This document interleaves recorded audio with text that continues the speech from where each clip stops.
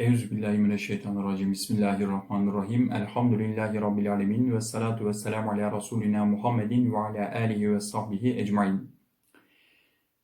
Arkadaşlar yine kainattan Halık'ını, yaratıcısını soran bir seyyaha bu dersimizde de dağlar ve sahralar cevap veriyorlar. Bu kainatın yaratıcısını tanıtıyorlar. Bakalım neler diyorlar.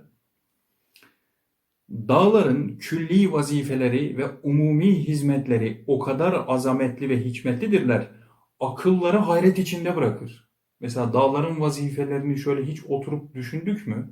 Nasıl vazifeler görüyorlar? Öyle vazifeler görüyorlarmış ki bak akıllar hayrette kalır diyor Bediüzzaman. Mesela dağların zeminden emri Rabbani ile çıkmaları, Allah'ın emriyle yerden göğe doğru yükselmeleri ve zeminin içinde İnkılabat-ı dahiliyeden, o yerin altındaki katmanların hareketlerinden, o inkılaplardan neşet eden, doğan heyecanını ve gazabını ve hiddetini, katmanlar karşı karşıya geldiklerinde, değil mi? Birbirleriyle böyle kafa kafaya tokuştuklarında o heyecanları, gazapları ve hiddetlerini çıkmalarıyla teskin ederek zemin o dağların fışkırmasıyla ve menfeziyle, o açtıkları delikle teneffüs edip, nefes alıp adeta bir baca gibi zararlı olan sarsıntılardan ve zelzele-i muzırradan, zararlı zelzelelerden, depremlerden kurtulup vazife-i devriyesinde, o dönme vazifesinde sekenesinin istirahatlerini bozmuyor. Üzerinde yaşayan sakinlerin istirahatini bozmuyor. Yani bugün jeoloji ilmi bize ne söylüyor?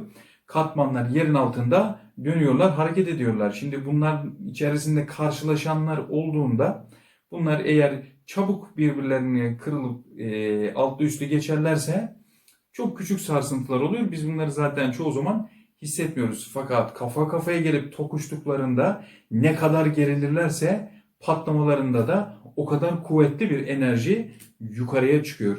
Demek ki dağlar işte bugün dağ kökü olarak bildiğimiz aşağıya doğru uzanmasıyla ve yukarıda da bir set vazifesi görmesiyle o depremlerin etkisini azaltıyor. Demek nasıl ki sefineleri sarsıntıdan vikaye ve muvazelerini muhafaza için onların direkleri üstünde kurulmuş. Çok enteresan bir örnek veriyor Bediüzzaman Hazretleri. Yani gemileri sarsıntıdan korumak için nasıl direk konuluyor ortasına? Şimdi yer küresi de uzay denizinde gezen bir gemi gibi. İşte onu da sarsıntılardan, o içerideki inkılaplardan oluşan sarsıntılardan koruyabilmek için. Yani bunu mesela arabaların rot balans ayarına benzetebiliriz.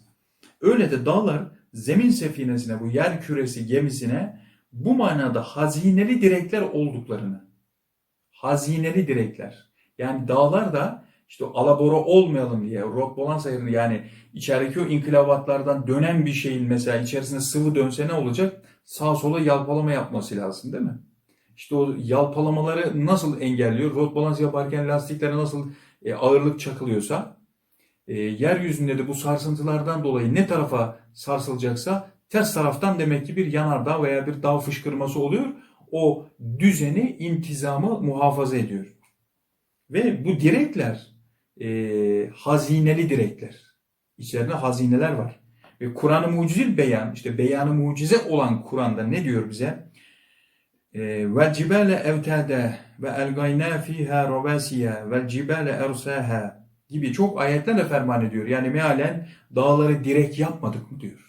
Yani gemilerin o direklerine benzetiyor, kazık. Yeryüzünde sabit dağlar diktik. Dağları sapasağlam dikti. İşte bu manaları ders veriyor.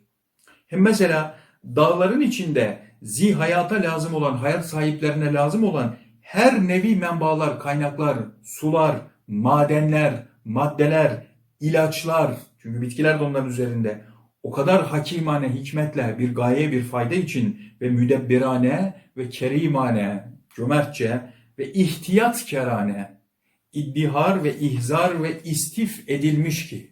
Yani bu istif meselesi çok önemli, değil mi? Üstad Hazretleri'nin mesela aynı mevzuyla alakalı dükkan-ı Rabbani diye bir tabiri var.